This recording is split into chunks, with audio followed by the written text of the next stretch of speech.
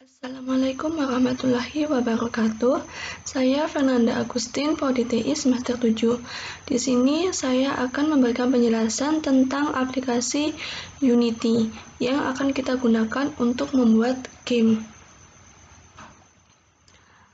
Nah, pertama kita harus membuka aplikasi Unity-nya dengan mematikan data internet ataupun wifi supaya aplikasi ini dapat dibuka.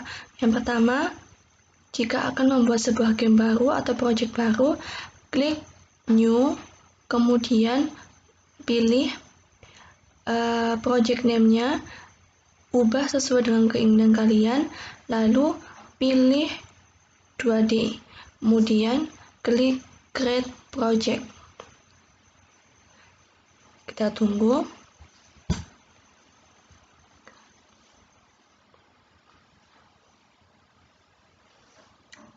Nah, akhirnya aplikasi Unity-nya sudah terbuka. Di sini saya akan memberi penjelasan fungsi dari tool atau menu-menu pada aplikasi ini. Di sini ada namanya tab hierarki. Nah, tab ini berfungsi untuk memasukkan objek yang akan tampil di game kita. Kemudian ada tab inspektor. Tab ini digunakan untuk mengedit properti objek yang diklik pada komponen objek yang berada di tab hierarki dan bisa digunakan untuk menyunting atau menambahkan komponen-komponen objek seperti script dan lain-lain. Kemudian ada tab project.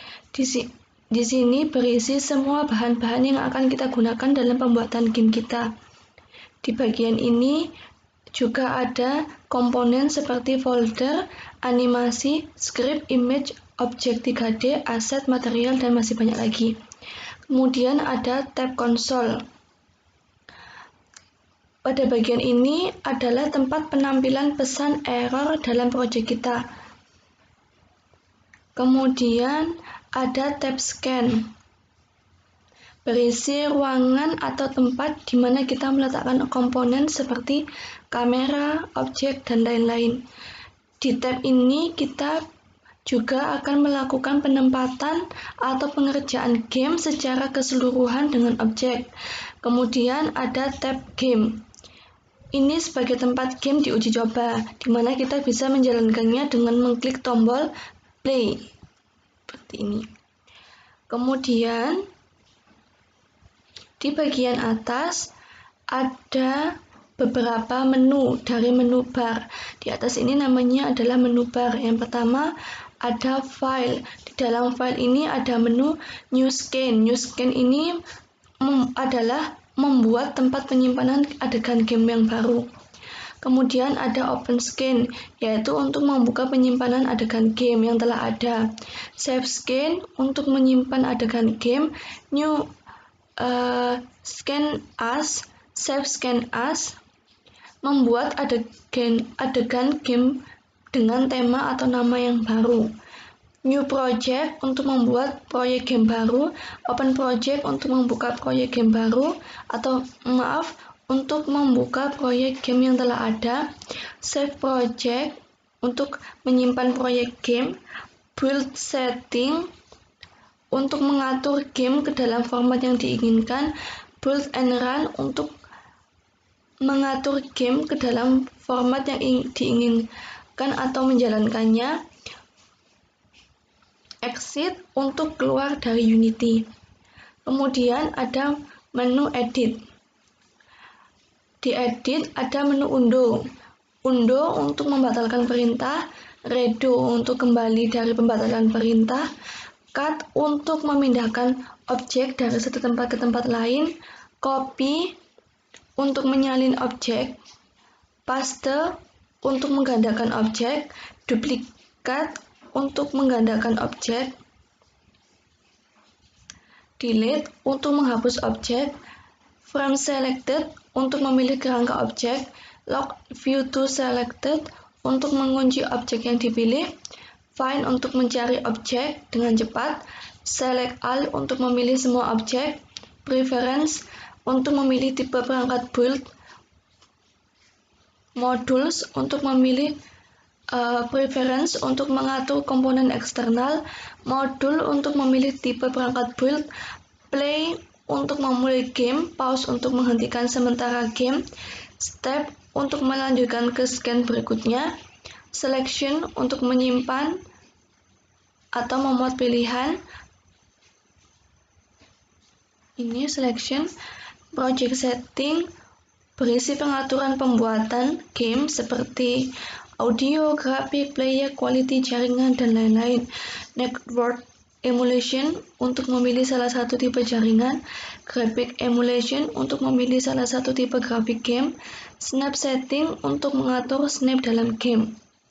Kemudian di bar menu ada yang namanya aset. Di dalam aset ada menu lagi namanya create. Create ini digunakan untuk membuat aset baru. Save in Explorer untuk menampilkan folder yang berisi semua project yang sedang kita buat. Open untuk membuka aset. Delete untuk menghapus aset. Open Scan Additive.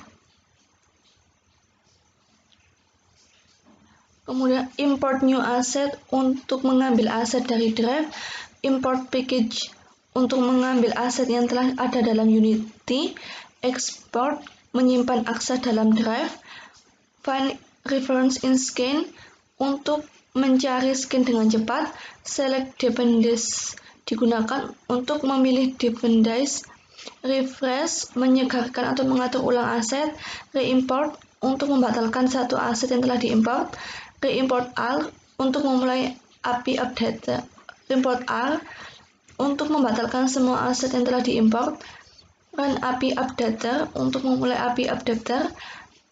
Kemudian ada menu bar game object. Di dalam game object ada lagi menu yaitu create empty, membuat game object baru, create empty child, membuat game object baru yang masih kosong, 3D object menambahkan model 3D, 2D object menambahkan model 2D, light menambahkan suara, light menambahkan cahaya, audio menambahkan suara, UI menambah pelengkap game seperti teks, button, dan lain-lain, particle system menambahkan efek gas dari objek, kamera menambahkan kamera baru, center alternate membuat objek menjadi rata tengah, make parent membuat parent, clear parent menghapus parent, apply change to prefab menyimpan pengaturan di prefab,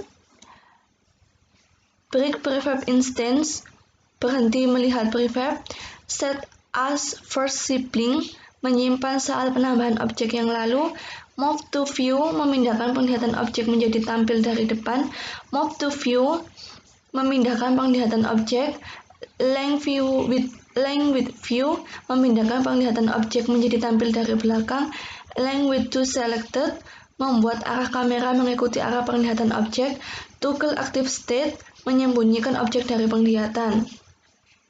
Kemudian ada menu bar komponen. Di dalam menu bar komponen ada menu add. Add menambahkan komponen dari tab inspector, mesh menambahkan komponen mesh pada objek, efek menambahkan efek pada objek, fisik menambahkan komponen fisik pada objek 3D, fisik 2D menambahkan komponen fisik pada objek 3D, navigation menambahkan komponen, audio menambahkan suara, rendering menambahkan komponen rendering, layout mengatur layout dalam objek, miscellaneous menambahkan komponen pengeditan animasi, event menambahkan komponen, network menambahkan jaringan, UI menambahkan komponen. Kemudian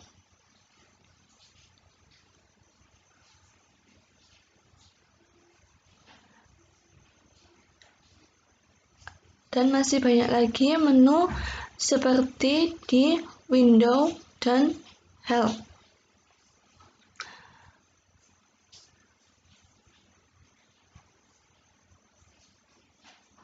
Sekian tutorial dari saya. Wassalamualaikum warahmatullahi wabarakatuh.